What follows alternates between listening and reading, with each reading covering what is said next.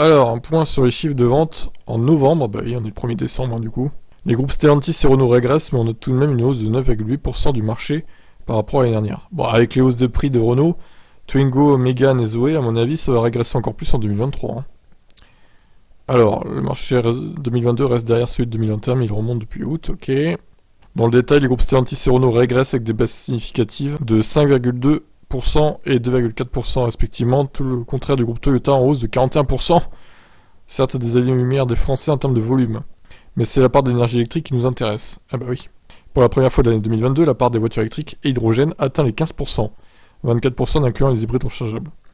De quoi égaler le mois de décembre 2021, celui de la part record de voitures électriques dans le mix des ventes. Faut-il s'attendre à un mois de décembre record 2022, sachant que la baisse du coût écologique, du bonus écologique de 1000 euros, ça arrivera à partir du 1er janvier du coup. Et oui. Je pense que oui, on part sur un mois de décembre record. Hein.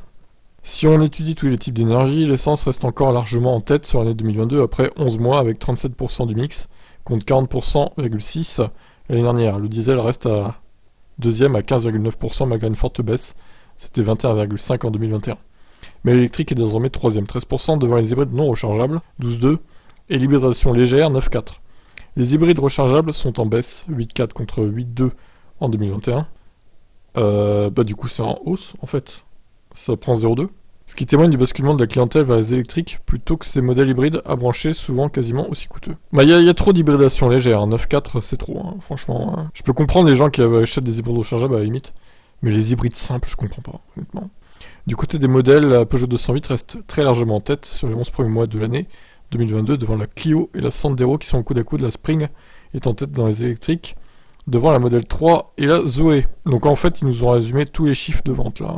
Pas que les électriques, je m'attendais à ce qu'il y ait que les électriques, mais bon, c'est pas le cas. Bah écoutez, au moins ça nous fait voir un peu qui est en tête, même chez les thermiques, c'est pas plus mal.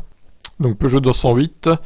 Alors dans le lot, il y a la version électrique, mais c'est pas quelle part pour le coup. En tout cas, elle est largement en tête devant la Clio. La Sandero, C3... Pareil, la Fiat 500 est de la version électrique dans le lot, mais bon. La Model 3 est 23ème, au final. Ce qui n'est pas très très bien placé, pour le coup, mais bon, après, voilà. Peu à peu, les élects vont gagner du terrain. La Mégane E-Tech est 28ème. Très bien, on fera un autre point, éventuellement, avec des chiffres plus précis sur l'électrique, plus tard. Allez, ciao.